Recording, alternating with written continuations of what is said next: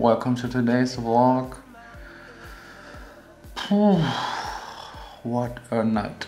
It was crazy. The hangover isn't actually that bad, no headache. I'm just extremely tired and my voice is a little raw. Let me try and summarize yesterday evening. First up, I went outside, very excited to drive one of those scooters. Shit. And that's already one of the downsides of sharing these things. But luckily there was one not far away. So much fun! Then I had my first vodka Red Bull in years. Really in years. I actually don't like Red Bull at all. So disgusting. I don't know why they sell so much of this stuff. Of course, continued with another drink. Then I just recorded a weird random shot. Follow me on Instagram. Had a little bit of birthday cake. Then we went out to a club. It's actually more a bar than a club. That's the fucking line to get in. It's a bar, but people start dancing. Had more drinks.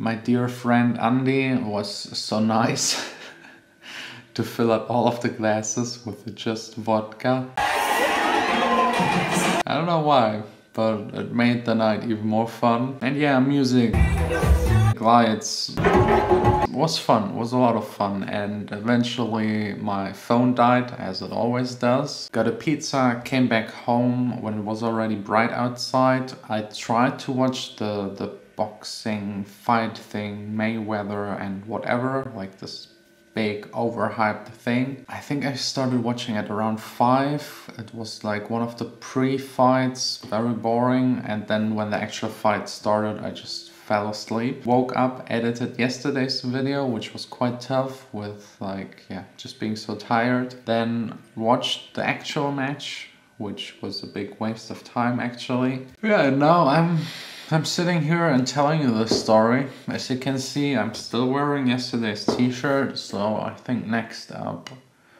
taking a shower, cup of coffee, and then it's time for hangover story time.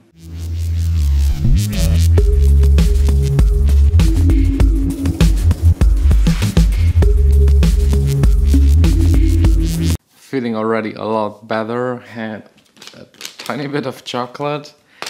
And today's story is actually a quite short one. It's all about my very first DJ gig and how I got it, and also some tips and tricks how you can actually get your first gig. So I think I was like 13 where I was interested in DJing. I bought a record player, a mixer, vinyls, started building up my collection and started training to beat match and scratching a little bit. Because back then I was just playing hip-hop music. And then my first step was actually getting in touch with other persons that also are DJs.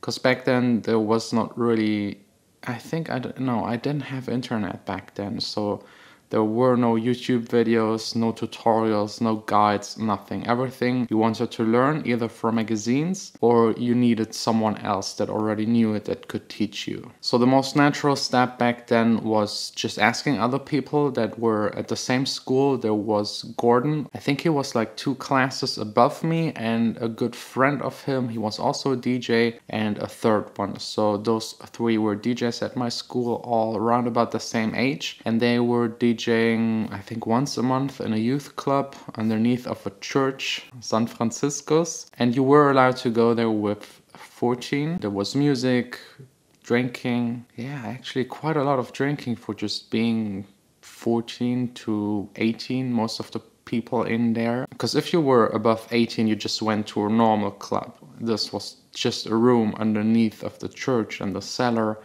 with music, yeah, and a lot of drinks, and that's pretty much all we needed. So I went there, talked to them, asked them if they could help me to improve. I met with them after school. They showed me how to DJ, how to mix, and all of the techniques. And then one day they actually let me do like the first half hour of one of those gigs in this youth club, and also actually the last half hour. And in between I had a lot of fun drinking for free. and just hanging out with all of my friends. It was a really, really wild, nice time. I mean, the stuff that was going on underneath of that church, yeah, was I can't even talk about it. But yeah, definitely nothing that would ever fit to a church. I think the people owning the place didn't know what we were doing there. And that's basically how it continued. I then played there again. I got more time. Then one day, one of those guys that was always DJing there was sick, so I got his spot.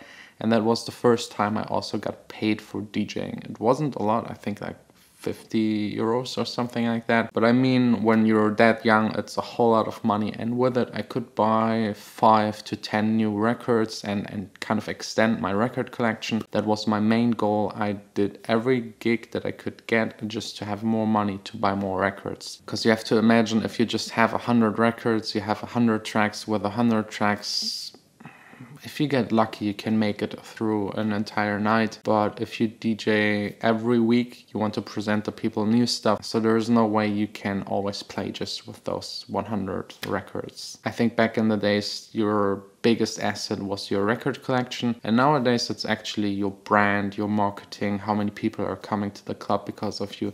That changed quite a lot. And from there, when I turned, I think 16, I was allowed to play in another club that was a little bit bigger. And then with 18 and even bigger clubs and proper clubs with sound systems and real bookings and all this kind of things. So from the first steps, it kind of advanced naturally pretty fast. And I think that's basically what you should do when you want to DJ. The downside is nowadays a lot of people just sit at home and are so caught up in the internet, watching YouTube videos and all these kind of things, that they forget to make connections, because no one will book you over the internet. No one will ever know you. You're just consuming. You have to start to either create or just go outside, talk to the people. If you want to play in a club, best chances to play there is actually to go there as a guest, get in touch with the people, be nice, and maybe after you met them a couple of times, try to pitch them your mix, your SoundCloud mix, or no, CDs are actually not a thing. Maybe a USB stick. And I have to admit, getting DJ gigs got a lot harder. It's almost impossible without producing. And even if you produce like I do, and even if you have millions of plays on Spotify, it's still not guaranteed that you will get DJ gigs. You then still have to pitch yourself to the clubs. That's actually something I'm planning on doing later this year or the beginning of next year. I think then it's the right time to actually do that. But it changed a lot. It got a lot tougher, because back in the days there were like maybe 5 to 10 DJs here in the city, and now every second person is a DJ, because you just need a laptop or just a USB stick. Building up that record collection and training, having the skills to actually be able to beat match or to scratch, that's all kind of gone and worthless. So it's really just about promotion. Yeah, and connections and getting peoples to the club. So DJs in the smaller range that are playing local are to 1/2 promoters. The more people come to the club because of you, the more friends you have, or the more people you know, because usually they're not friends, the better are your chances to actually get paid and to DJ in a club. Because playing good music, a lot of people can do that. The club promoter is interested in someone that plays good, solid music and also brings people that are coming to the club because of that person. So for example, if you DJ somewhere and 100 persons show up because of you and pay 10 euros to get in, you're worth $1,000 plus what the people are actually drinking in there.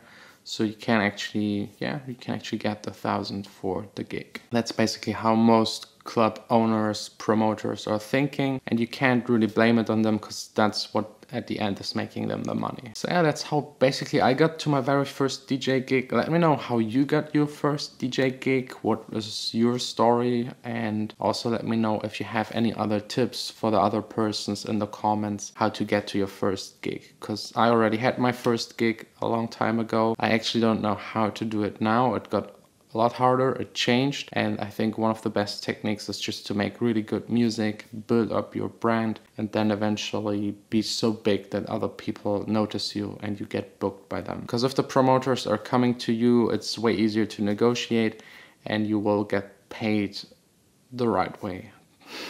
basically. Yeah, and now just moving over here. Laptop, couch, TV. That's all I'm going to do for the rest of the day. Nothing will get me out of here. No way. Yeah, sudden change of plans. You know, enjoying a little bit of nature, relaxing. Okay, who am I kidding? You can probably already hear the pounding bass in the background.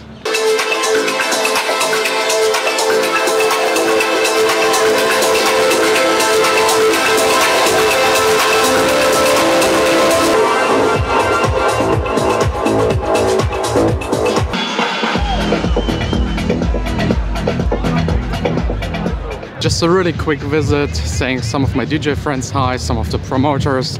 That's where you meet all of them, and that's how you get the bookings, hopefully. Taking the best when don't care about the mountain now.